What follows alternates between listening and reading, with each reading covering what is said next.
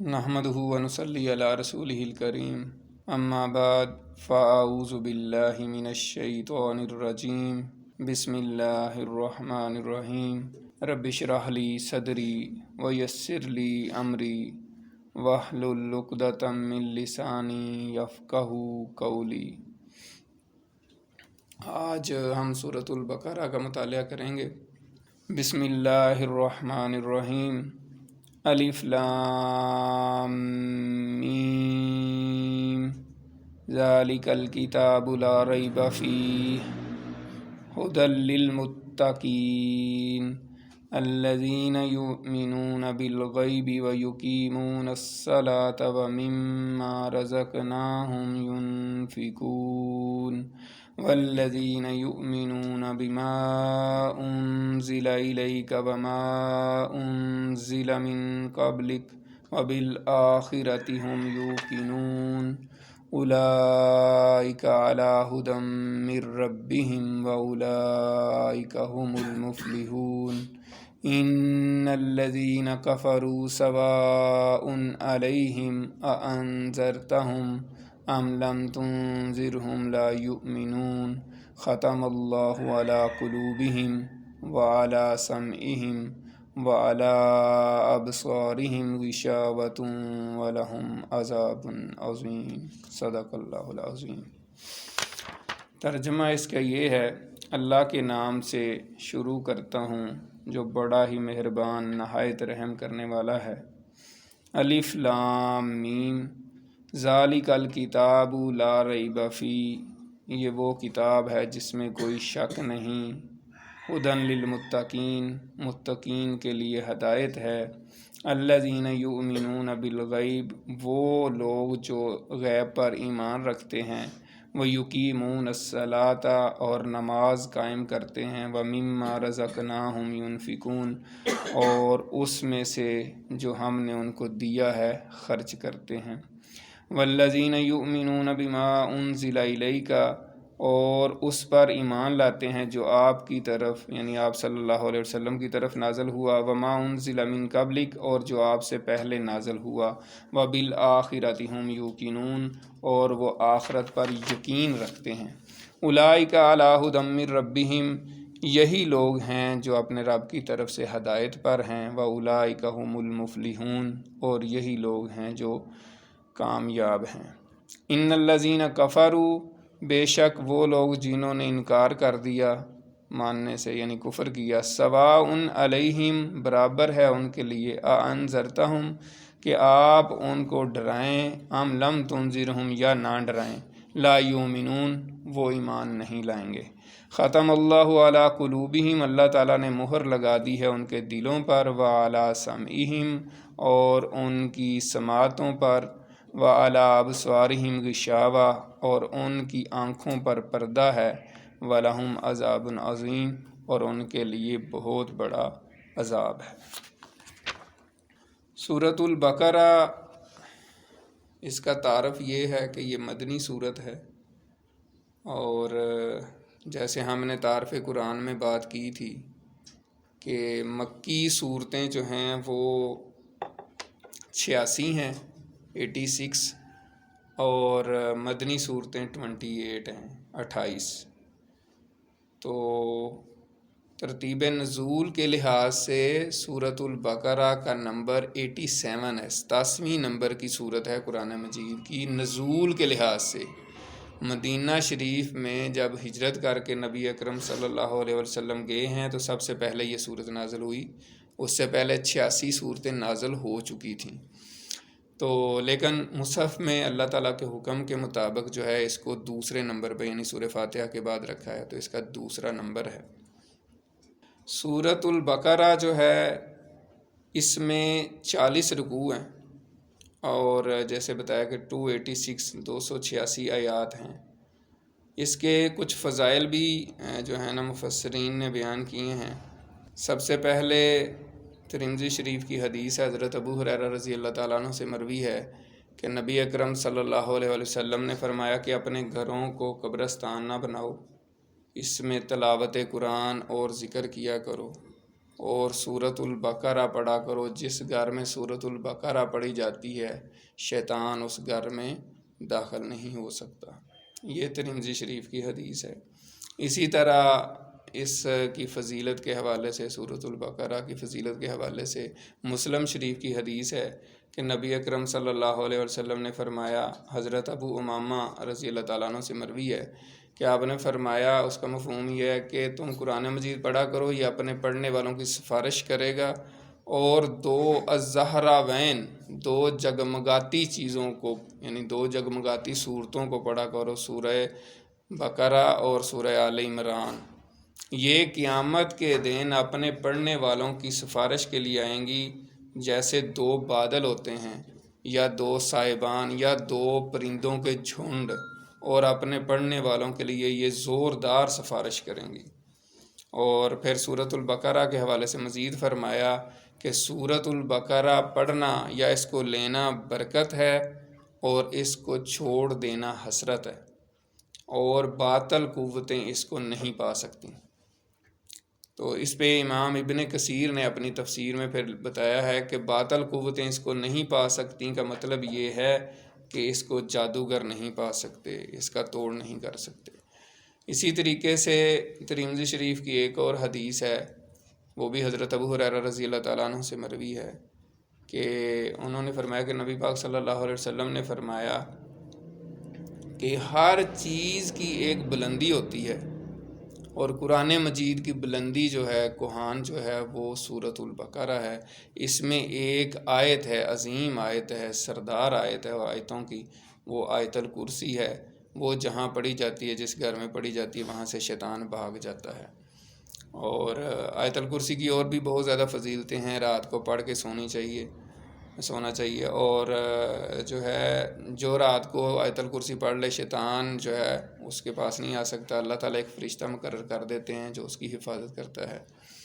اسی طرح ہم نے پچھلی دفعہ سورۃ الفاتحہ کے جو فضائل میں پڑھا تھا، اس میں حدیث آئی تھی مسلم شریف کی کہ حضرت جبریل علیہ السلام آپ صلی اللہ علیہ وسلم کے پاس بیٹھے ہوئے تھے، تو آسمان سے ایک دروازہ کھلنے کی آواز آئی، جیسے کوئی دروازہ کھل رہا ہو۔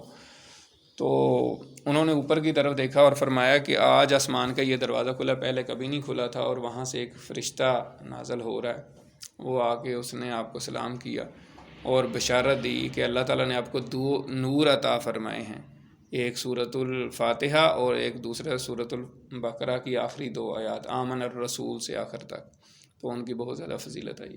تو یہ کچھ فضائل ہیں جو سورۃ البقرہ کے حدیث میں ہیں۔ اسی طرح تفسیر در منصور جو ہے امام جلال الدین سیوطی رحمۃ اللہ علیہ کی، اس میں حضرت عمر رضی اللہ تعالیٰ عنہ کا قول نقل کیا ہے کہ سورۃ البقرہ، سورۃ النساء، سورۃ المائدہ اور سورۃ النور سیکھو، اس میں فرائض ہیں۔ تو اس میں بھی سورۃ البقرہ کی اہمیت واضح ہوتی ہے۔ اس کا جو پس منظر ہے، یعنی کن حالات میں یہ صورت نازل ہوئی، تو وہ یہی ہے کہ جب صحابہ کرام حضور پاک صلی اللہ علیہ وسلم سارے مدینہ شریف ہجرت کر کے چلے گئے، تو وہاں پہ کیا سینیریو تھا، وہاں پہ کیا حالات تھے جس حالات میں یہ صورت نازل ہوئی۔ یعنی ہم جیسے عام طور پہ ہر صورت کا شان نزول یا پس منظر پڑھتے ہیں، سنتے ہیں، تو اس طریقے سے اس کا اس طریقے سے کوئی خاص شان نزول تو نہیں بیان ہوا۔ جیسے میں نے تعارف قرآن میں بتایا تھا کہ ہر صورت کا شان نزول نہیں بتایا گیا ہوتا، لیکن یہ کن حالاتوں میں اس وقت مدینہ کے کیا حالات تھے جب یہ صورت نازل ہوئی۔ تو جب ہجرت کر کے حضور پاک صلی اللہ علیہ وسلم مدینہ شریف گئے ہیں، تو اوس اور خزرج کے جو مشرکین تھے اس وقت، ان کی اکثریت جو ہے وہ مسلمان ہو چکی تھی، بہت کم لوگ رہ گئے تھے جو مسلمان نہیں ہوئے تھے۔ یعنی کہ سمجھ لیں کہ 50% سے زیادہ، بلکہ 80% تک جو ہے نا لوگ مسلمان ہو چکے تھے۔ اور دوسرا بڑا جو گروہ تھا وہ یہودیوں کا تھا، جس میں بنو کینکا، بنو قریظہ اور بنو نذیر ان کے بہت بہت بڑے قبائل تھے۔ اور پھر جو باقی کافر رہ گئے تھے ابھی، یہ تین گروہ، یعنی مسلمانوں کا گروہ اور کافروں کا اور یہودیوں کا، اور خاص پھر جو منافقین کا، جو یعنی نبی اکرم صلی اللہ علیہ وسلم جب مدینہ ہجرت کر کے جانے لگے تھے، تو وہ کیونکہ کافی عرصے سے جنگیں آپس میں کر رہے تھے اوس اور خزرج کے لوگ، تو ان کی اتنی جنگوں میں اتنا نقصان ہو چکا تھا، تو وہاں پہ ان کا جو بڑا سردار تھا عبداللہ بن ابی، اس کو انہوں نے اپنا سردار یا بادشاہ بنانے کا جو ہے نا وہ کر لیا تھا عہد، اور اس کے بعد جب اس کے لیے سونے کا یا مونگوں کا وہ تیار کر لیا تاج، اور اس کو اپنا سردار بنانا ہی چاہ رہے تھے یا بادشاہ بنانا ہی چاہ رہے تھے، تو حضور پاک صلی اللہ علیہ وسلم وہاں شفٹ ہو گئے، وہاں پہنچ گئے۔ تو اب ان کے دل میں اس سردار کے اور باقی جو اس کے فالوور تھے، ان کے دلوں میں آ گیا کہ یار یہ تو ہمارے یعنی کہ سرداری چھن گئی ہے، تو انہوں نے دل میں رکھ لیا۔ تو وہ بعد میں پھر انہوں نے اسلام تو ظاہراً قبول کیا ہے، لیکن وہ پھر منافقین کی ایک کیٹیگری جو ہے نا وہ بن گئی، دل میں اسلام نہیں تھا اور بظاہر اسلام قبول کیا ہوا تھا۔ تو یوں پھر یہ جو ہے نا مین بڑے گروہ جو تھے وہ مسلمانوں کا، یہودیوں کا اور منافقین کا تھا، اور تھوڑے بہت جو ہے نا کافر لوگ تھے۔ تو اس سینیریو میں یہ حالات تھے جب یہ صورت نازل ہوئی ہے۔ تو سورۃ البقرہ جیسے میں نے بتایا شروع ہجرت کے بعد شروع ہوئی تھی نازل ہونی، لیکن اس کے کچھ حصے جو ہیں وہ 10 ہجری تک بھی نازل ہوئے ہیں، جیسے سود کی حرمت کی آیات جو اس میں ہیں وہ 10 ہجری میں نازل ہوئی ہیں۔ تو شروع کرتے ہیں، بسم اللہ الرحمن الرحیم۔ الف لام میم۔ الف لام میم ہم نے پہلے بھی اس پہ تھوڑی ڈسکشن ہماری ہوئی تھی تعارف قرآن میں کہ حروف مقطعات ہیں، اور اس کا صحیح علم جو ہے وہ اللہ کو ہی معلوم ہے، یہ اللہ تعالیٰ کے رازوں میں سے راز ہے۔ مفسرین نے بتایا ہے کہ خلفائے راشدین یعنی حضرت ابوبکر صدیق رضی اللہ تعالیٰ عنہ، حضرت عمر رضی اللہ تعالیٰ عنہ، حضرت عثمان غنی، حضرت علی، حضرت عبداللہ بن مسعود، سب سے یہ مروی ہے کہ اس کا علم صرف اللہ تعالیٰ ہی جانتے ہیں، اللہ تعالیٰ کے رازوں میں سے راز ہے۔ بعض مفسرین نے یہ کہا ہے، جیسے علامہ علوسی ہیں، علامہ محمود علوسی بغدادی، جن کی بڑی مشہور زمانہ تفسیر ہے 30 جلدوں میں، تفسیر روح المعانی، اس میں وہ کہتے ہیں کہ یہ اللہ اور اللہ کے رسول کے درمیان راز ہے۔ اور اس کی شواہد اس طرح بھی ہیں، عرب کئی مفسرین نے یہ بیان بھی کیا ہے، جیسے میں نے اس میں تعارف قرآن میں بھی بتایا تھا۔ کچھ کہتے ہیں کہ اس کا مطلب یہ ہے کہ الف سے مراد اللہ ہے، اور یعنی عرب میں پہلے سے یہ کنسیپٹ تھا، جو اس طرح کے حروف وہ بھی ان کے ادیب اور شاعر بھی استعمال کرتے تھے، اور اس کا مطلب یہ لیتے تھے کہ جس کی طرف سے خط لکھا جا رہا ہے پہلا حرف اس کا، اور جو لے کر جا رہا ہے اس کا آخری حرف اس کے نام کا، اور جس کی طرف جا رہا ہے اس کے نام کا پہلا حرف۔ تو اس وجہ سے کچھ لوگوں نے اس کا مطلب نکالا ہے الف سے اللہ، لام سے جبریل کا لام، اور میم سے محمد۔ تو یہ یعنی کہ کوڈ ورڈ جو ہے، یعنی میں کوڈ ورڈ بتانا چاہ رہا تھا کہ جس کی طرف سے لکھا گیا لیٹر اور جس کو لکھا گیا وہ دونوں کے درمیان کوئی راز کی بات ہوتی تھی۔ تو اس وجہ سے کچھ مفسرین یہ کہہ رہے ہیں کہ یہ اللہ اور اللہ کے رسول کے درمیان راز ہے۔ تو بہرحال ویسے اس کے اوورآل جو رائے ہے وہ یہی ہے کہ اس کے بارے میں کسی کو نہیں بتایا گیا، اور کوئی حدیث ایسی نہیں ہے جس میں اس کا ذکر ہو کہ اس کا کیا مطلب ہے، نہ قرآن مجید میں ہے۔ تو بہرحال الف لام میم کے بارے میں حدیث اس کی پڑھنے کے حوالے سے، فضیلت کے حوالے سے وہ بھی ہم پڑھ رہے ہیں کہ الف لام میم مختصراً یہ ہے کہ اس کو پڑھنے سے 30 نیکیوں کا ثواب ملتا ہے۔ جب اس کا ہمیں مطلب نہیں پتہ الف لام میم کا، اور اس کو پڑھنے سے ثواب ہوتا ہے، تو اس کا یہی مطلب ہے کہ قرآن مجید کو بغیر پڑھے بھی، بغیر سمجھے پڑھنے سے بھی ثواب ہوتا ہے۔ لیکن یہ ہے کہ قرآن مجید کو سمجھ کے پڑھنا ہی اصل چیز ہے، ہدایت تبھی ملے گی۔ ذالک الکتاب لا ریب فی، ذالک الکتاب لا ریب فی، یہ وہ کتاب ہے جس میں کوئی شک نہیں۔ ذالکا دور کے اشارے کے لیے آتا ہے، جیسے انگریزی میں آپ دیٹ استعمال کرتے ہیں، آپ بچوں چھوٹے چھوٹے بچوں کو کہیں کہ دس از اے بک، تو وہ کہے گا یہ کتاب ہے، اور کہیں دیٹ از اے بک، وہ ایک کتاب ہے۔ تو اسی طرح ذالکا دور کے اشارے کے لیے آتا ہے۔ تو یہاں پہ پھر کیوں آیا ذالک الکتاب، ہم کہتے ہیں یہ کتاب ہے اور ذالکا کا لفظ ہے، حالانکہ یہ دور کا اشارہ ہے، کتاب تو سامنے ہے۔ تو اس پہ دو مفسرین نے رائے کا اظہار کیا ہے۔ ایک رائے تو یہ ہے کہ ذالکا، حضرت عبداللہ بن عباس رضی اللہ تعالیٰ عنہ کی رائے ہے کہ ذالکا ھذا کے معنی میں بھی استعمال ہوتا ہے عرب میں، عربی محاورے میں، تو اس کا مطلب ہے کہ یہ کتاب، ھذا کتاب مطلب یہی ہے۔ عام استعمال ہوتا ہے۔ لیکن دوسری جو زیادہ بہتر رائے ہے وہ یہ ہے کہ ادب کی وجہ سے کوئی زیادہ عظیم چیز ہو، ادب والی چیز ہو، تو اس کے لیے ذالکا کا لفظ استعمال ہوتا ہے۔ جیسے ہم عام اپنے محاورے میں جمع کا صیغہ استعمال کرتے ہیں واحد کے لیے، کوئی اپنے باپ کو یہ نہیں کہتا کہ مطلب اس طریقے سے سنگل نہیں بلاتا نا، جمع کا صیغہ، میرے والد صاحب آئے، ایسے ہی کہتے ہیں نا، میرے والد صاحب آیا تو نہیں کہتے، یعنی اس کو بدتمیزی شمار کیا جاتا ہے، حالانکہ جمع کا صیغہ ہوتا ہے۔ تو اسی وجہ سے ذالکا جو ہے وہ ادب کی وجہ سے اور کتاب کی عظمت کی وجہ سے آیا ہے۔ تو ذالک الکتاب، یہ وہ کتاب ہے۔ اور بعض مفسرین نے جیسے جو تفسیر کبیر ہے امام فخر الدین رازی رحمۃ اللہ علیہ کی، اس میں انہوں نے کہا کہ کیونکہ وہ پہلی جتنی بھی کتابیں تھیں اور ساری جو ہے نا اس میں یعنی کہ ان میں بشارتیں تھیں کہ ایک کتاب آنی اور ایک نبی آنا ہے، تو یہاں یہ کہا جا رہا ہے کہ یہ وہ کتاب ہے جس کا باقی کتابوں میں ذکر تھا اور جس کی پیشین گوئی موجود تھی۔ بہرحال ذالک الکتاب، یہ وہ کتاب ہے لا ریب فیہ، اس میں کوئی شک نہیں۔ یہ کتاب کی ابھی ہم سٹارٹ کر رہے ہیں اور اس میں شروع میں پہلی لائن میں یہ بتا دیا گیا کہ اس میں کوئی شک نہیں ہے، کسی شک کی گنجائش نہیں ہے۔ یعنی اس کو آپ نے پڑھنا شروع کیا ہے تو اس کو پورے یقین کے ساتھ پڑھیں، اس میں کوئی کسی بھی قسم کا کوئی شک نہیں ہے۔ کیا کیا شک نہیں ہے؟ پہلی بات تو یہ ہے کہ اس کا منزل من اللہ، یعنی اللہ تعالیٰ کی طرف سے یہ نازل شدہ کتاب ہونے کے حوالے سے اس میں کوئی شک نہیں ہے۔ کافر لوگ، مشرک لوگ، وہ تو حضور پاک کو بھی کہتے تھے کہ آپ نے اپنی طرف سے یہ قرآن بنا لی ہے، اور آج بھی میں نے پہلے بھی بتایا تھا کہ جو یورپینز ہیں، جو عیسائی ہیں، وہ کہتے ہیں ہم تو نہیں مانتے کہ یہ اللہ کی کتاب ہے، یہ تو محمد کی تصنیف ہے، نعوذ باللہ۔ تو ایک تو یہ ہے کہ اس کا اللہ تعالیٰ کی طرف سے نازل ہونے کے حوالے سے کوئی شک نہیں ہے، اور اس پہ قرآن مجید نے بارہا چیلنج دیا ہے کہ اگر تمہیں ذرا بھی شک ہے، اے انسانوں، مطلب جتنے بھی لوگوں، جتنے بھی عرب کے اس وقت لوگ مخاطب تھے، ان کو کہا گیا کہ تم اپنے آپ کو اتنے بڑے سمجھتے ہو، عربی دان اور ادیب اور شاعر، تم سارے مل کے، بلکہ جنوں کو بھی سب کو ملا لو ساتھ، سارے مل کے اس طرح کا ایک قرآن بنا کے لے آؤ۔ اگر تم سمجھتے ہو نا کہ یہ انسان کا کلام ہے تو تم بھی بنا کے لے آؤ، پھر تم تو اتنے یعنی کہ بڑے شاعر ہو۔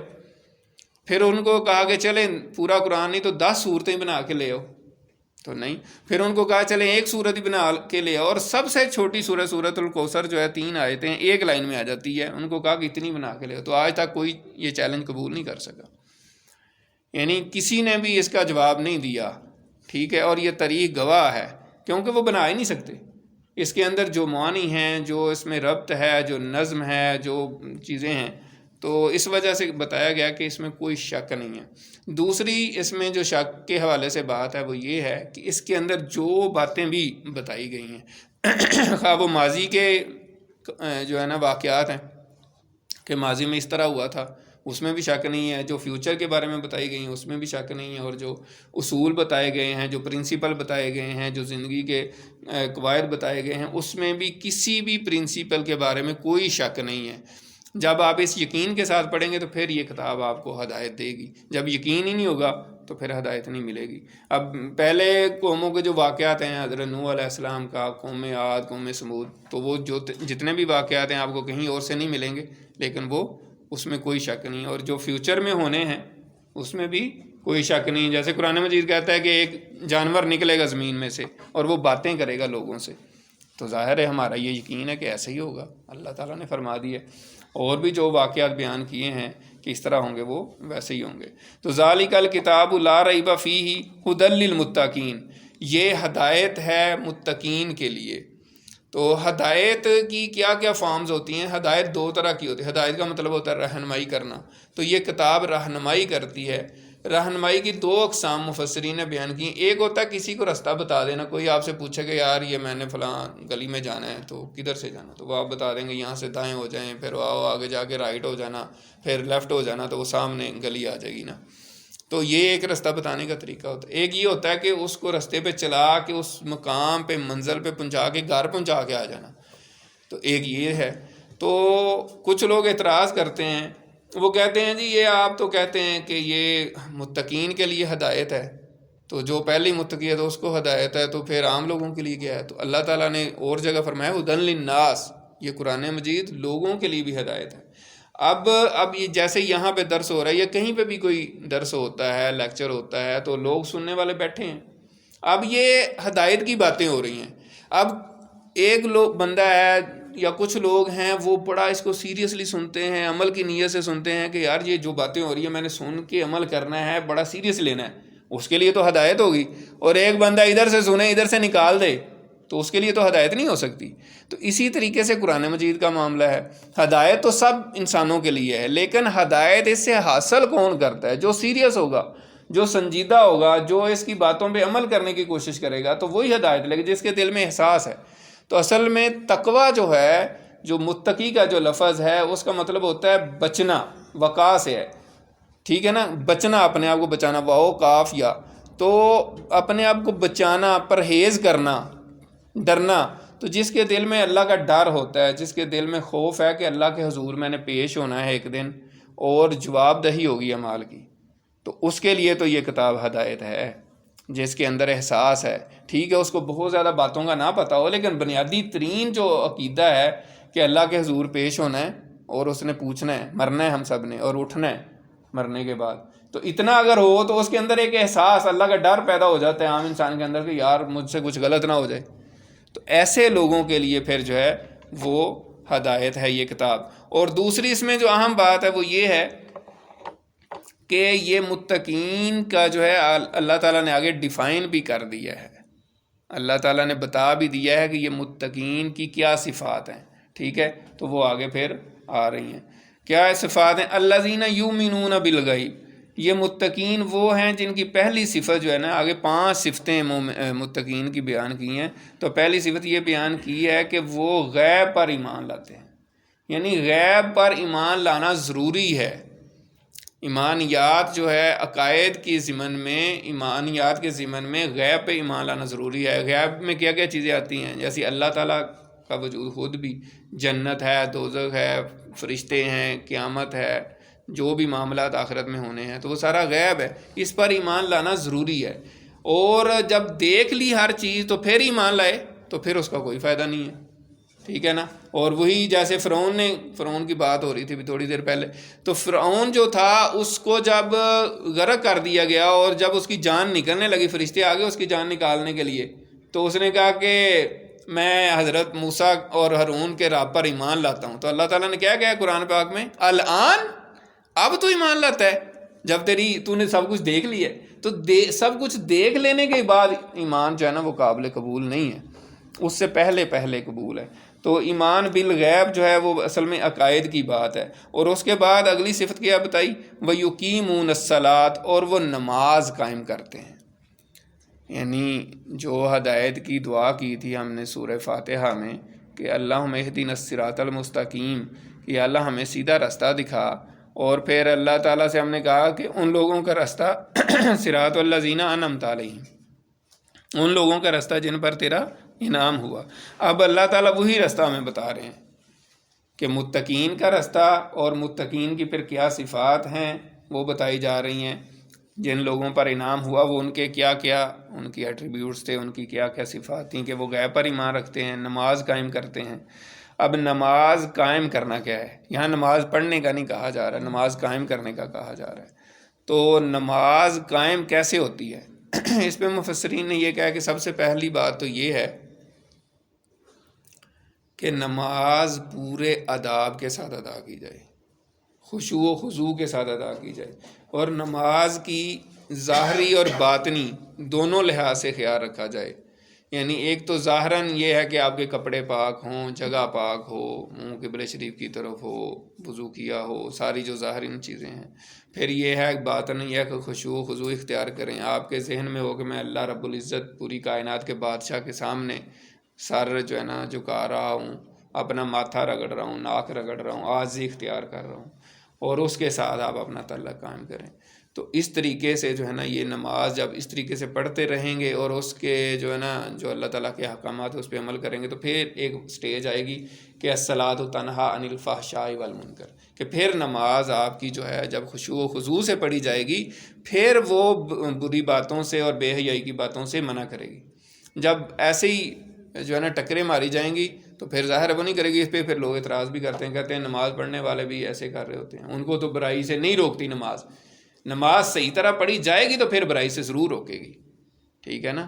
جب نماز ہی نہیں ہوگی, حدیث میں تو ایسے آتا ہے کہ کئی نماز پڑھنے والے ایسے ہیں کہ ان کی نمازیں ان کے منہ پہ ماری جائیں گی, ٹھیک ہے نا. تو اس وجہ سے, اور نماز کی اہمیت جو ہے وہ بھی ہمیں پتہ ہونا چاہیے.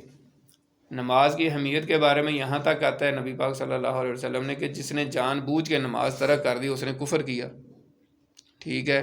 پھر یہ ہے کہ نماز باجماعت پڑھنا جو ہے نا وہ ضروری ہے, واجب ہے, علماء نے لکھا ہے. نبی پاک صلی اللہ علیہ وسلم کی حدیث ہے بخاری شریف کی کہ میرا دل کرتا ہے کہ وہ لوگ جو اپنے گھروں میں نماز پڑھتے ہیں بغیر کسی شرعی عذر کے مسجد میں نماز جماعت سے نہیں پڑھنے آتے, میں کسی کو کہوں کہ جماعت کرائے اور نوجوانوں کو حکم دوں کہ وہ لکڑیاں جمع کرے اور ان کے گھروں کو آگ لگا دیں جو اپنے گھروں میں نماز پڑھتے ہیں, مسجد میں نماز پڑھنے نہیں آتے جماعت کے ساتھ. اسی طریقے سے بخاری شریف کی حدیث ہے کہ جس کی عصر کی نماز ضائع ہو گئی ایسی ہے جیسے اس کا گھر بار سب کچھ لٹ گیا, سب کچھ تباہ ہو گیا, صرف ایک نماز. تو ہمیں اندازہ کرنا چاہیے اور سوچنا چاہیے کہ ہماری نمازوں کا کیا حال ہے اور اس میں ہمارے یعنی کتنی سنجیدگی ہے. اور پھر ہم کہتے ہیں کہ یہ معاملات ہیں وہ معاملات ہیں, ہمارے ساتھ ایسا ہو رہا ہے ویسا ہو رہا ہے. تو نماز کی جو سیریسنیس ہے اس کو ہمیں سیریسلی دیکھنا چاہیے. تو یہاں دوسری صفت بیان کی ہے متقین کی کہ وَيُقِيمُونَ الصَّلَاةَ, وہ نماز قائم کرتے ہیں. جب نماز قائم ہو جاتی ہے تو پھر وہ نظر بھی آتی ہے اور پھر وہ سارے اچھے کام کروانا شروع کر دیتی ہے انسان سے. وَمِمَّا رَزَقْنَاهُمْ يُنْفِقُونَ, اور ہمارے دیے میں سے وہ خرچ کرتے ہیں. جو کچھ ہم نے ان کو دیا ہے, جو کچھ ہم نے نعمتیں ان کو دی ہیں اس میں سے وہ خرچ کرتے ہیں.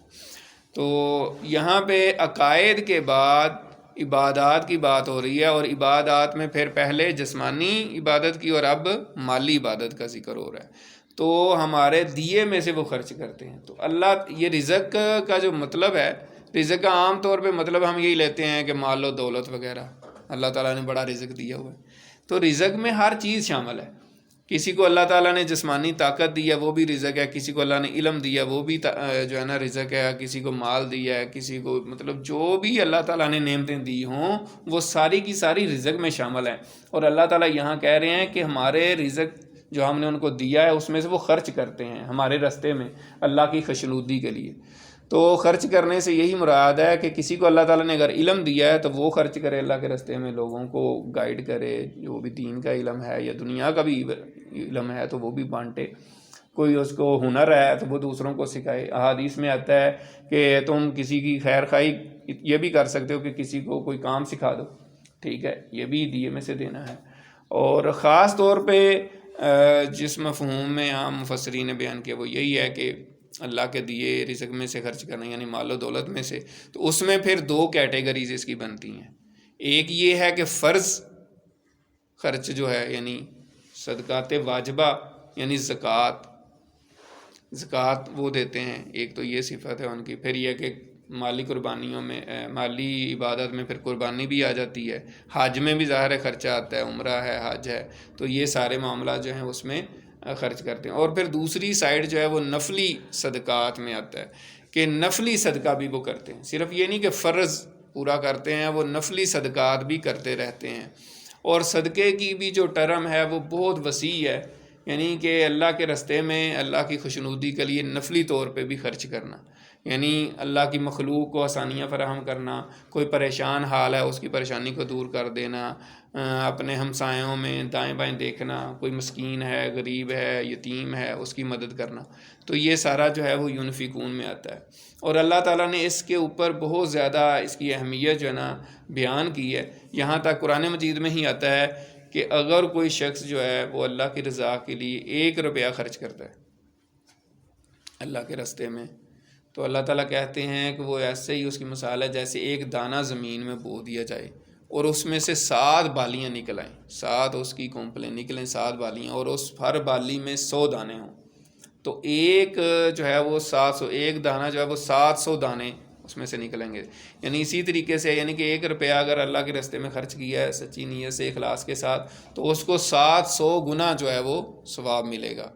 اور بعض جو عام روایات ہیں اس میں یہ آتا ہے کہ عام نیکی جو ہے وہ کم از کم 10 گنا تو ہوتی ہے۔ اس لیے مشہور ہے کہ اگر آپ خرچ کرتے ہیں اللہ کے راستے میں تو 10 دنیا 70 آخرت، بڑا مشہور جملہ عام محاورے میں استعمال ہوتا ہے۔ تو کم از کم 10 گنا تو ملتا ہی ہے، اور 700 گنا اور اس سے زیادہ بھی اللہ تعالیٰ کہتے ہیں اس سے زیادہ بھی میں دوں گا۔ تو وہ ڈیپینڈ کرتا ہے کہ ہماری نیت کیا ہے، ہمارے اندر کتنا اخلاص ہے، کتنی سچائی، کتنے اخلاص کے ساتھ جو ہے ہم اللہ کے راستے میں خرچ کر رہے ہیں۔ تو جب ہم اس طریقے سے کریں گے تو پھر اللہ تعالیٰ ہمیں بہت زیادہ اجر عطا فرمائیں گے۔ تو یہ جو ہے وہ تیسری صفت ہے، وَمِمَّا رَزَقْنَاهُمْ يُنْفِقُونَ وَالَّذِينَ يُؤْمِنُونَ بِمَا أُنزِلَ إِلَيْكَ، اور وہ ایمان لاتے ہیں اس پر جو آپ پر نازل ہوا، یعنی آپ صلی اللہ علیہ وسلم پر کیا کیا نازل ہوا ہے۔ آپ صلی اللہ علیہ وسلم پر قرآن مجید نازل ہوا ہے، سنت نازل ہوئی ہے، حکمت جو ہے نا، حدیث، یہ سارا کچھ جو ہے یہ آپ صلی اللہ علیہ وسلم پر نازل ہوا ہے۔ صرف قرآن مجید ہی اس سے مراد نہیں ہے، ٹھیک ہے، کیونکہ قرآن مجید جو ہے وہ تو اس کو وحی مطلوع کہتے ہیں، ایسی وحی جو تلاوت کی جاتی ہے، لیکن اس کے علاوہ بھی وحی آئی ہے جو احادیث کی شکل میں ہے، جو سنت کی شکل میں ہے، جو حکمت کی آپ صلی اللہ علیہ وسلم کو اللہ تعالیٰ نے جو عطا فرمائی ہے اس شکل میں ہے۔ اب نماز کا حکم آتا ہے قرآن مجید میں، جیسے ابھی ہم نے پڑھا، تو نماز کیسے پڑھنی ہے یہ تو قرآن مجید میں کہیں ذکر نہیں ہے، تو یہ بھی اللہ تعالیٰ نے ہی بتایا کہ کیسے پڑھنی ہے، تو وہ بھی وحی کے ذریعے بتایا، تو ظاہر ہے وہ اس کو پھر وحی خفی کہا جاتا ہے، ٹھیک ہے۔ تو ہم نے تعارف قرآن میں کہا تھا کہ نبی اکرم صلی اللہ علیہ وسلم پر 24,000 دفعہ وحی نازل ہوئی، 24,000 دفعہ۔ تو قرآن مجید کی ٹوٹل آیات جو ہے نا 6,000 سے اوپر ہیں کچھ، تو جو باقی وحی ہے وہ احادیث کی شکل میں، سنت کی شکل میں، حکمت کی شکل میں موجود ہے، اور اس میں ہی آپ صلی اللہ علیہ وسلم نے چیزیں ساری ایکسپلین کی ہیں۔ مثلا آپ صلی اللہ علیہ وسلم نے داڑھی مبارک رکھی تھی، تو قرآن مجید میں تو کہیں اس کا ذکر نہیں آتا کہ آپ داڑھی رکھیں، ٹھیک ہے، تو یہ کیا ہے، اور ہر نبی نے داڑھی رکھی ہے، ٹھیک ہے نا۔ نبی اکرم صلی اللہ علیہ وآلہ وسلم نے ایک دفعہ 2 مجوسی مدینہ آئے، اور جو ہے نا وہ آپ صلی اللہ علیہ وسلم نے جب ان کو دیکھا کہ وہ بالکل ان کی داڑھی نہیں ہے، یعنی منڈی ہوئی ہے، تو آپ نے چہرہ مبارک دوسری طرف کر لیا اور کہا کہ یہ میں ان سے نہیں ملنا چاہ رہے، اب ناپسندیدگی کا اظہار کیا، اور آپ نے حکم دیا، اور آپ کا یہ حکم ہے اپنی امت کے لیے کہ داڑیاں بڑھاؤ اور مونچھیں ہلکی کرو۔ تو بہرحال اس میں اختلاف ہے، یعنی زیادہ تر امت کا تو یہی ہے کہ 1 مٹھ داڑھی ہونی چاہیے اور اتنی ہونی چاہیے، لیکن اس پہ بہرحال گنجائش نکلتی ہے، اور بڑے بڑے اسکالر جو ہیں وہ بتاتے بھی رہتے ہیں، ہمارے پاکستان میں بھی، انٹرنیشنلی بھی، مصر میں اور پاکستان میں بھی کئی جماعتیں، تو وہ کہتی ہیں کہ کم از کم اتنی داڑھی ہو کہ دور سے بندہ بیٹھا ہو تو کہے کہ ہاں بھائی اس کی وہ داڑھی والا بندہ بیٹھا ہوا ہے، تو یعنی اتنی داڑھی ہو، اور اس نیت سے اگر کوئی بندہ رکھتا ہے کہ یار میں نے مونچھیں کم کرنی ہے اللہ کے نبی کے حکم کے مطابق اور داڑھی بڑھانی ہے، تو وہ پھر اس کی وعید میں نہیں آئے گا، ورنہ آپ صلی اللہ علیہ وسلم کا یہ حکم ہے تو اس پہ عمل کرنے کی کوشش کرنی چاہیے۔ تو یہ ضمناً بات آ گئی کہ والذین یؤمنون بما انزل الیک، کہ وہ لوگ ایمان لاتے ہیں جو آپ پر نازل ہوا، یعنی آپ پر قرآن مجید بھی نازل ہوا ہے اور قرآن مجید کی تشریح بھی نازل ہوئی ہے، کیونکہ اللہ تعالیٰ نے فرمایا انا نحن نزلنا الذکر و انا لہ لحافظون، ہم نے ہی اس قرآن مجید کو نازل کیا اور ہم ہی اس کی حفاظت کرنے والے ہیں۔ تو اس کی حفاظت اس کے الفاظ کی بھی اور اس کے معنی کی بھی، تو معنی کی حفاظت کرنے کے لیے اللہ تعالیٰ نے حدیث اور جو ہے نا سنت نازل کی ہے۔ وما انزل من قبلک، اور اس پر بھی وہ ایمان لاتے ہیں جو آپ سے پہلے نازل ہوئیں کتابیں۔ تو بے حیثیت مسلمان ہمیں آپ صلی اللہ علیہ وسلم سے پہلے جو کچھ بھی کتابیں نازل ہوئی ہیں، تورات ہے، انجیل ہے، زبور ہے، اور جو صحائف ہیں، ان سب پہ ایمان لانا بھی ضروری ہے۔ اگر کوئی مسلمان کہے کہ جی میں نہیں مانتا انجیل کو، یہ عیسائیوں کی نعوذ باللہ کتاب ہے، فرض کریں، تو وہ مسلمان نہیں رہے گا، کافر ہو جائے گا۔ اسی طرح اگر زبور کا انکار کر دے پھر بھی کافر ہو جائے گا، تورات کا انکار کر دے پھر بھی کافر ہو جائے گا۔ تو یہ ہماری ایمانیات کا بنیادی ترین عقائد کا حصہ ہے کہ ہم نے پہلی کتابوں پر بھی ایمان لانا ہے، یہ بھی ضروری ہے، فرض ہے۔ ہاں اب ان کے اوپر ایمان لانے کی کیفیت کیا ہے، وہ یہ ہے کہ ہم یہ ایمان رکھتے ہیں کہ یہ اللہ کی کتابیں نازل ہوئی تھیں اور اس وقت کے پیغمبر پہ نازل ہوئی تھیں، اس قوم کے لیے نازل ہوئی تھیں۔ اب ان کے اندر کیا کیا تبدیلیاں آ گئی ہیں، کیا کیا تحریفات ہو گئی ہیں، ظاہر ہے وہ اب ہم ان پہ ایمان نہیں لا سکتے ان باتوں پہ. ہم تو قرآن مجید کے حوالے سے یعنی اس کے مطابق جو چیزیں ہوں گی ان پر ایمان لائیں گے، اور جو اس کے مطابق نہیں ہوں گی ان پہ ایمان نہیں لائیں گے. تو یہاں پہ یہی بتایا گیا ہے والذین یؤمنون بما انزل الیک وما انزل من قبلک. یہ چوتھی صفت بتائی ہے کہ وہ اللہ کی نازل کردہ وحی، نازل کردہ کتابوں پر ایمان لاتے ہیں. یہ متقین کی چوتھی صفت بیان کی ہے. وبالآخرۃ ھم یوقنون، اور وہ آخرت پر یقین رکھتے ہیں. ایک ہوتا ہے ایمان رکھنا، جیسے بار بار ہم پڑھتے آ رہے ہیں ایمان. ایک ہوتا ہے یقین. ایمان ہوتا ہے کہ آپ نے مان لیا کہ ہاں یہ ایسے ہے، میں مانتا ہوں، آپ ایمان لے آئے اس پہ.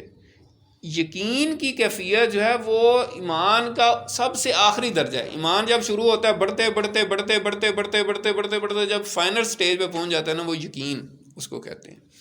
یقین کی ڈیفینیشن یہ ہے کہ جو عقل بھی، آپ کے ارادے، عقل ہر چیز کو غلبہ پالے، یعنی آپ اس کو رزسٹ ہی نہ کر سکیں، یقین اس کو کہتے ہیں. جیسے اب ہمیں یقین ہے کہ روزے آئے ہوئے ہیں، روزہ فرض ہے، تو ہم رزسٹ کر سکتے ہیں؟ نہیں. ہمیں پتہ ہے ہم نے اٹھنا ہے، روزہ رکھنا ہے. کبھی ہمیں ڈاؤٹ ہوا ہے کہ نہیں یار وہ پتہ نہیں؟ ایسا نہیں ہے. ہمیں یقین کامل ہے کہ روزے ہیں، اللہ کا حکم ہے، اور پھر ہم اٹھتے ہیں، اور ہماری عقل بھی، ہماری سوچ بھی، ہمارے ارادے بھی، سب پہ یہ بات غالب ہوتی ہے کہ ہم نے اٹھ کے سحری کرنی ہے اور روزہ رکھنا ہے. تو اسی طریقے سے جو متقین ہیں، جو اللہ تعالیٰ سے ڈرنے والے ہیں، وہ آخرت پہ اسی طرح یقین رکھتے ہیں. اور آخرت کا کنسیپٹ جو ہے اس میں جیسے ہم نے پہلے بھی بتایا کہ مرنا ہے. سب سے پہلے یہ ہے کہ مرنا ہے، ہم سب نے مر جانا ہے، اور پھر مرنے کے بعد اٹھایا جائے گا. یہ مشرکین مکہ نہیں مانتے تھے. تو یہ ہے کہ ہمیں مرنا ہے، مر کے اٹھایا جانا ہے، پھر اللہ تعالیٰ نے پوچھنا ہے، حساب کتاب لینا ہے. 1 to 1 وائوا ہوگا، 1 to 1 سب کا. اللہ تعالیٰ اب کہیں گے ہاں بھائی تنویر ادھر آؤ، ذرا بتاؤ کیا کر کے آئے. ہاں بھائی سلیم صاحب بتائیں کیا زندگی میں کر کے آئے، میرے لیے کیا کیا ہے، صاحب دو ذرا. ہاں بھائی عبد الرحیم کیا کر کے آئے. ہاں بھائی امین کیا کر کے آئے. ہاں بھائی سلیم کیا کر کے آئے، میرے لیے کیا کیا تم نے زندگی میں نے تمہیں عمر دی تھی، جوانی دی تھی، دولت دی تھی، سارا کچھ دیا، تو میرے لیے کیا کیا. 1 to 1 وائوا ہوگا، 1 to 1 اللہ تعالیٰ پوچھے گا ہاں بتائیں کیا کیا میرے لیے. تو یہ جو ہے اللہ کے حضور بار بار قرآن مجید میں آتا ہے کہ وہ لوگ جو ہماری ملاقات کا انکار کرتے ہیں ان کے لیے تباہی ہے. ٹھیک ہے نا. تو اللہ تعالیٰ سے ملاقات ہونی ہے ہماری، اور ہم نے اللہ کو سارے سوالوں کا جواب دینا ہے کہ ہم دنیا میں کیا کر کے آئے ہیں. اور یہ کچھ زیادہ دور کی بات نہیں ہے، ابھی تھوڑی ہی دیر میں ہی ہونے والا ہے. ہم سمجھتے ہیں پتہ نہیں کروڑوں اربوں سال بعد، پتہ نہیں ہونا ہے نہیں ہونا. یہی تو بتایا جا رہا ہے کہ وہ یقین رکھتے ہیں آخرت پر. ہمیں یقین ہی نہیں ہوتا.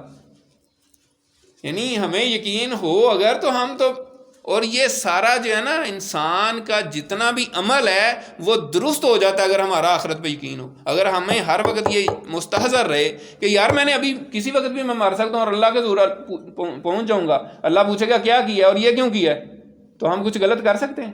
نہیں کر سکتے. ہمیں اصل میں بھولا رہتا ہے، شیطان ہمیں بلاتا رہتا ہے. شیطان ہمیں ایسی ایسی پٹیاں پڑھاتا ہے اور ایسی ایسی چالیں چلتا ہے. جیسے ابھی میں نے داڑھی کی بات کی نا، میں ایسے ہی سوچ رہا تھا کہ یار مطلب داڑھی سے ہمیں شیطان کیوں روکتا رہتا ہے. وہ کہتا ہے چھوڑیں یار، لوگ مولوی کہیں گے ایسے ہی بس تم جو ہے نا چھوڑ کیڑے کما چ پی رہے ہیں. یعنی ایسے لوگ کہتے ہیں چھڑ یار کیڑے یب چ پہ چل رہے ہیں یار. میں نے سنا وہ لوگوں کہ داڑھی وڈی بھی نہ کر لیجیے، کیڑے یب چ پہ چل رہے ہیں. ٹھیک ہے. اب یہ کیا چیز ہے؟ اس پہ لوگوں نے کتابیں لکھی ہیں. امام ابن جوزی نے کتاب لکھی ہے تلبیس ابلیس، یعنی ابلیس کی چالیں، کیسے لباس بدل بدل کے آئے گا. اور جیسے ہم نے سورۃ الناس میں پڑھا ہے نا کہ من الجنۃ والناس، جنوں کے شیطان جو ہیں وہ تو آپ کو وسوسہ ڈالتے ہیں، اور قیامت کے دن اس نے کہنا یا اللہ میرا تو کوئی قصور نہیں ہے، اس کو تو میں نے بس خیال ڈالا تھا اور یہ اس پر چل پڑا، میں اس کو کھینچ کے نہیں لے کر گیا. لیکن انسانوں کے جو شیطان ہیں وہ آپ کو پکڑ کے کھینچ کے لے کر جاتے ہیں. تو انسانی شکل میں جو شیطان ہے نا وہ خوفناک حد تک خطرناک ہے. وہ آپ کو اچھے کام سے روکیں گے، کوئی بھی اچھا کام ہو وہ کہیں گے چھاڑی یار وڈا مولوی تو رہن دے. ٹھیک ہے. ویکھے نے سارے مولوی میں نمازاں پڑھتے ہیں کون سا اچھا عمل کرتے ہیں. تو یہ کوئی دلیل نہیں ہوتی کہ لوگ نماز پڑھ رہے ہیں اگر ٹھیک کام نہیں کر رہے تو اس کا یہ مطلب نہیں ہے کہ آپ بھی ٹھیک کام نہ کریں. یہ تو کوئی دلیل نہ ہوئی. مطلب اللہ تعالیٰ اور اللہ کے رسول نے جو تعلیمات دیں آپ اس میں بیسٹ چلیں. اور جی دنیا آج کل جھوٹ ہی بولتی ہے، سارے یار جھوٹ بولتے ہیں، ہم کیا کریں، ہم بھی جھوٹ بولیں، یہ کوئی دلیل نہیں۔ اللہ تعالیٰ نے تو کہا ہے لعنت اللہ علی الکاذبین، کہ جھوٹ بولنے والوں پر اللہ کی لعنت ہے، اور یہ کبیرہ گناہ ہے۔ ہم کہتے ہیں نہیں یار سارے بولتے ہیں، بھائی سارے اگر اس میں جہنم میں چھلانگ لگا دیں، کنویں میں چھلانگ لگا دیں، پنجابی کا محاورہ ہے کہ سارے کھوج چھال مار دیں گے، تو اس بھی مار دو گے؟ نہیں مار، ہم ایسے تو نہیں کرتے، لیکن اپنے لیے ہم جو ہے نا، وہ شیطان ہمیں پٹیاں پڑھاتا ہے کہ نہیں یار یہ ہے بس ٹھیک ہے، انہوں نے تقریر کی ہے بس بڑے جذباتی ہو گئے، چھوڑیں یار بس ٹھیک ہے، بڑی جذباتی تقریر کی ہے یار بس ٹھیک ہے، ادھر سے سنیں ادھر سے نکال دیں، بس یہ ہمارا رویہ ہے۔ ہم یعنی کسی کام کو سیریس لیتے ہی نہیں ہیں، یعنی ہمارا ارادہ ہی نہیں ہوتا کہ ہم نے، اسی لیے قرآن مجید کہہ رہا ہے یار یہ ان لوگوں کے لیے کتاب ہدایت ہے جو ڈرتے ہیں۔ جس نے ڈرنا ہی نہیں ہے، جس کو جو مرضی آپ جو ہے نا ٹکرے مار مار کے دیوار کے ساتھ جو ہے نا اپنا سر پھوڑ لیں، اس پہ اثر ہی نہیں ہونا، تو اس کو دنیا کی کوئی طاقت پھر ہدایت نہیں دے سکتی۔ پھر آپ لوگ اعتراض کرتے ہیں کہ اللہ تعالیٰ نے کہا، آخری آیت میں آئے گا کہ ختم اللہ علی قلوبہم، اللہ تعالیٰ نے ان کے دلوں پر مہر لگا دی ہے۔ لوگ کہتے ہیں اللہ تعالیٰ نے خود ہی مہر لگا دی۔ بھائی آپ حرکتیں دیکھیں ان لوگوں کی، تو ایسے تو نہیں مہر لگتی۔ بہرحال یہ ہے کہ وَبِالْآخِرَةِ هُمْ يُوقِنُونَ کا مطلب یہ ہے کہ وہ آخرت پر یقین رکھتے ہیں، یعنی آخرت اورینٹڈ ان کے سارے اعمال ہوتے ہیں۔ ان کو پتہ ہے اللہ کے حضور پیش ہونا ہے، جواب دہی ہونی ہے، میں اپنے آپ کو ٹھیک رکھوں۔ اگر میں نے کسی کے ساتھ بے ایمانی کی تو جواب دینا پڑے گا، اگر میں نے کسی کے ساتھ دھوکہ کیا تو جواب دینا پڑے گا، اگر میں نے کسی کے ساتھ فراڈ کیا جواب دینا پڑے گا، میں نے ہمسایوں کے کوئی غلط کیا اس کا جواب دینا پڑے گا، میں نے ڈنڈی ماری ناپ تول میں اس کا جواب دینا پڑے گا، میں نے کوئی فراڈ کیا، میں نے سود کھایا، ہر چیز کا مجھے جواب دینا پڑے گا، تو وہ ڈر جائے گا اور اس کے اعمال صحیح ہو جائیں گے۔ اور آخرت کا یقین ہی اصل چیز ہے۔ اگر آخرت کا یقین بیچ میں سے نکال دیں، پھر آپ جو مرضی کرتے رہیں، پھر جانوروں میں اور انسانوں میں کوئی فرق نہیں رہ جائے گا، پھر تو آپ جو مرضی کریں، جیسے جنگل کا قانون ہے آپ جو مرضی کرتے پھریں، کوئی اخلاقیات نہیں، کوئی قانون نہیں، کچھ بھی نہیں ہے، اور جیسے عمل چاہیں کریں۔ اولئک علی ھدی من ربہم، یہ ہیں وہ لوگ جو ہدایت پر ہیں اپنے رب کی طرف سے۔ جس ہدایت کی سورہ فاتحہ میں تم نے دعا کی ہر روز نماز میں، ہر رکعت میں کہتے ہو اللہم اہدنا الصراط المستقیم، یا اللہ مجھے سیدھا رستہ دکھا، یہ سیدھا رستہ ہے، یہ جو متقین کی صفات بیان کی ہیں یہ سیدھا رستہ ہے، یہی لوگ جو ہے نا وہ ہدایت پر ہیں اپنے رب کی طرف سے۔ یہ انہوں نے وہ ٹریک پکڑ لیا ہے، یہ اس پٹری پر چڑھ گئے ہیں جو ہدایت والی ہے، جو صراط مستقیم ہے، یہ اس پہ چڑھ گئے ہیں، اور یہ پھر اپنی منزل پر پہنچ جائیں گے، آخر انشاءاللہ جنت میں پہنچ جائیں گے۔ اسی لیے فرمایا وَأُولَٰئِکَ هُمُ الْمُفْلِحُونَ، اور یہی لوگ کامیاب ہونے والے ہیں۔ مفلح کہتے ہیں جو ہر طرح کی کامیابی، یعنی آدھی کامیابی یا پارشل قسم کی سکسیس کو مفلح نہیں کہتے، یعنی حاصل کرنے والے کو۔ فلاح جو ہے وہ دین دنیا کی ہر طرح کی کامیابی کو فلاح کہتے ہیں۔ تو اولئک هم المفلحون کا مطلب یہ ہے کہ جو دنیا اور آخرت دونوں میں کامیاب ہوں گے، یہ وہ لوگ ہیں۔ تو ان کی جو ہے نا یہ صفات بیان کی ہیں۔ تو جب ہم ان 5 صفات پر عمل کریں گے اور اللہ کا ڈر پیدا کریں گے، تو پھر ہمیں امید ہے کہ ہم صراط مستقیم پہ چل رہے ہیں، جس کی ہر روز ہم دعائیں کرتے ہیں اللہ تعالیٰ سے کہ یا اللہ ہمیں سیدھا رستہ دکھا، یا اللہ ہمیں سیدھا رستہ دکھا، یا اللہ ہمیں سیدھا رستہ دکھا، اللہم اہدنا الصراط المستقیم، اللہم اہدنا الصراط المستقیم۔ تو وہ پھر اللہ تعالیٰ بتا رہے ہیں رستہ، اب ہم وہ رستہ اختیار ہی نہ کریں اور پھر کہیں جی بس یہ ہمیں اللہ تعالیٰ ہدایت دے گا تو ہو جائے گا، تو اس طرح تو نہیں ہوتا۔ اور تقویٰ کی جو بات ہے، تقویٰ نبی پاک صلی اللہ علیہ وسلم کی حدیث ہے کہ تقویٰ ہا ہونا، ظاہری شکل و صورت بنانا اچھی بات ہے، داڑھی رکھنا سنت ہے، ٹوپی پہننا اچھی بات ہے، جو ہے نا شلوار ٹخنوں سے اوپر ہونی چاہیے بھی حکم ہے، لیکن یہ ساری چیزیں اگر ہوں لیکن دل میں اللہ کا ڈر نہ ہو تو ککھ کنڈا نہیں ہے، کچھ بھی نہیں ہے، کوئی تقویٰ نہیں ہے، سب ڈرامے بازی ہے اور 2 نمبری اور فراڈ ہے، بغیر کسی ہیل و حجت کے میں یہ کہہ رہا ہوں، بغیر کسی لگی لپٹی کے۔ اگر آپ نے داڑھی بھی بڑی رکھی ہے، ٹھیک ہے، میں اگین پھر وہی بات کر رہا ہوں کہ داڑھی کی میں توہین نہیں کر رہا، داڑھی تو سنت رسول ہے، لیکن ایک بندے نے سارا کچھ تو کیا ہوا ہے، ظاہراً پگڑی بھی پہنی ہوئی ہے، داڑھی بھی رکھی ہوئی ہے، ہاتھ میں تسبیح بھی ہے اور گلے میں مالا بھی ڈالی ہوئی ہے، شلوار بھی ٹخنوں سے اوپر ہے، اور کوئی 2 نمبری، کوئی فراڈ اور کوئی جو ہے نا ہیرا پھیری وہ چھوڑتا نہیں ہے، تو لوگ سمجھیں گے یار نہیں وہ دیکھیں ماشاء اللہ بہت متقی آدمی ہے یار، وہ دیکھیں اس کی شکل دیکھیں اور وہ دیکھیں یار، تو یہ اس سے نہیں کام چلنا۔ تو نبی پاک صلی اللہ علیہ وسلم کی حدیث ہے تقویٰ ہا ہونا، تقویٰ دل کے عمل کا نام ہے۔ تو اس وجہ سے اصل چیز جو ہے وہ ظاہراً پہ بھی میں بار بار یہی کہہ رہا ہوں کہ ظاہراً بھی حلیہ بنانا چاہیے، نبی پاک صلی اللہ علیہ وسلم کی جو احادیث ہیں، جو آپ کی سنت ہے، اس پہ عمل کرنا ضروری ہے، لیکن ساتھ ساتھ دل کے اندر جو ہے نا اصل چیز ہونی چاہیے۔ ان الذین کفروا، بے شک وہ لوگ جنہوں نے کفر کیا، سواء علیہم، ان کے لیے برابر ہے، انذرتہم ام لم تنذرہم لا یؤمنون، آپ ان کو ڈرائیں یا نہ ڈرائیں وہ ایمان نہیں لائیں گے۔ اب یہاں پہ 2-3 سوال پیدا ہوتے ہیں۔ ایک تو یہ ہے کہ یہاں کہا گیا کہ جو کافر ہو گئے انہوں نے ایمان ہی نہیں لانا، تو کئی تو کافر ایمان لاتے رہے ہیں۔ تو اصل میں اس میں مفسرین نے بیان کیا ہے کہ یہ وہ ہٹ درم کافر تھے جو اللہ تعالیٰ کی علم کے مطابق انہوں نے ایمان لانا ہی نہیں تھا، اب ان کو جتنا مرضی سمجھاتے رہے، اور ایسا ہوا ہے، ایسے بڑے لوگ تھے جو واقعی ایمان نہیں لائے، اتنے ہٹ درم تھے، اتنے ضدی تھے، تو ان کے بارے میں، ورنہ جنرل عام کافروں سب کے لیے نہیں ہے، کیونکہ بعد میں اس وقت جو کافر تھے بعد میں ایمان بھی لے کر آئے ہیں۔ ایک تو اس میں یہ بات ہے۔ دوسرا اس میں جو لفظ ہے انذار کا، انذرتہم میں آتا ہے، اس کا ترجمہ عام طور پہ ہم ڈر سے کر دیتے ہیں کہ آپ ان کو ڈرائیں یا نہ ڈرائیں، کیونکہ اردو میں اس کے مطابق لفظ ہی نہیں ہے۔ تو انذار جو عربی کا لفظ ہے، اس کا مطلب ہوتا ہے کسی کو کسی خطرے سے، کسی انسان کو کسی خطرے سے بڑی ہی محبت اور شفقت سے اس کی خیر خواہی کرتے ہوئے متنبع کرنا کہ یار وہ خطرہ آ رہا ہے تو ذرا بچنا۔ جیسے کوئی کہے کہ بندہ بیٹھا ہو، تو ایسے جیسے سامنے جنگل ہے اور کوئی بندہ بیٹھا ہو اور پیچھے سے کوئی جو ہے نا آ جاتا ہے، شیر یا چیتا یا جو ہے نا اس طرح کوئی، ٹھیک ہے، کوئی بھی جانور آ جاتا ہے جنگل سے، تو آپ دیکھ رہے ہیں تو آپ اس کو کہیں بھائی اٹھ جاؤ اٹھ جاؤ، وہ پیچھے سے جنگل سے وہ جانور آ رہا ہے تمہیں نقصان نہ پہنچا دے، تو اس کو کہتے ہیں انذار۔ تو عربوں میں ایسے ہی ہوتا تھا، جب کوئی قبیلہ کسی کے اوپر حملہ کرنے کی کوشش کرتا تھا یا آ رہا ہوتا تھا، تو وہ کوئی پہاڑ کے اوپر چڑھ کے جو ہے نا وہ کہتا تھا کہ یار جو ہے نا کوئی حملہ آور ہو رہا ہے، تو اس کو کہتے تھے وہ انذار کر رہا ہے۔ تو حضور پاک صلی اللہ علیہ وسلم بھی اسی خیر خواہی سے لوگوں کو متنبع کر رہے تھے اور ڈرا رہے تھے۔ ڈرانے کا لفظ کا اب آپ کو سمجھ آئے گی کہ ڈرانے کا مطلب یہ ہے کہ متنبع کرنا۔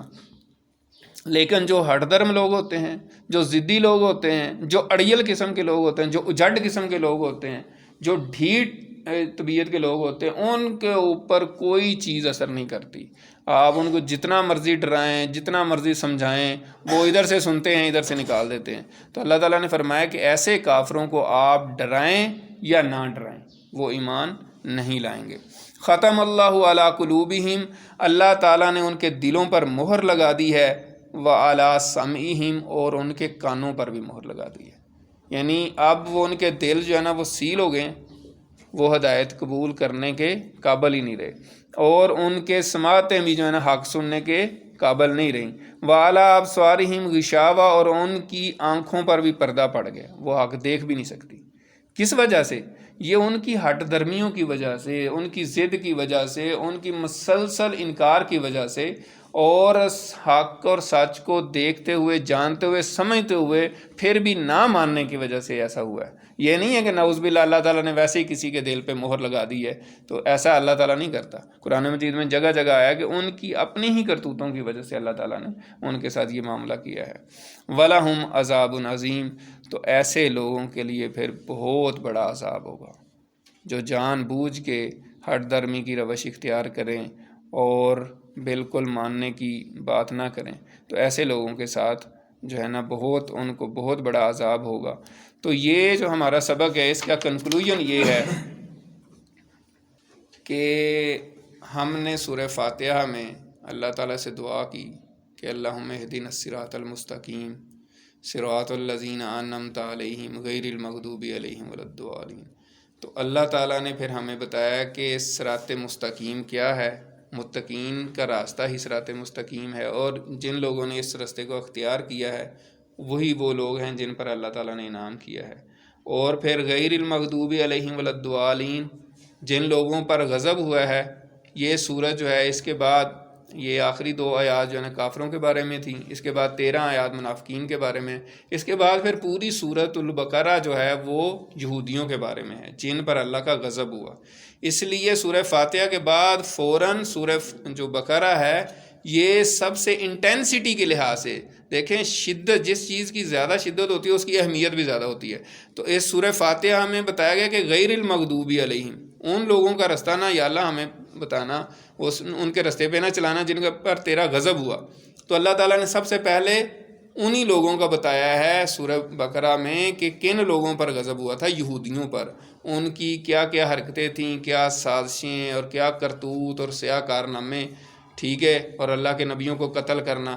تو ان کا بتا کے یہ سمجھایا جا رہا ہے کہ یہ ایسے لوگ ہیں جن پر اللہ کا غضب ہوا۔ اور اگلی صورت میں پھر سورہ آل عمران میں اللہ تعالیٰ بتائیں گے کہ جو بہک گئے تھے ولضالین، تو ان کا پھر آگے سلسلہ جو ہے نا وہ چلے گا۔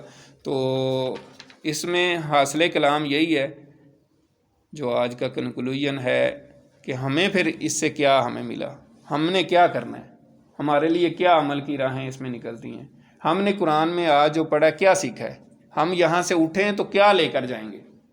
یعنی ہم نے قرآن ابھی سنا ہے، درس سنا ہے، تو کوئی چینج تو آنی چاہیے نا، کوئی فرق تو پڑنا چاہیے۔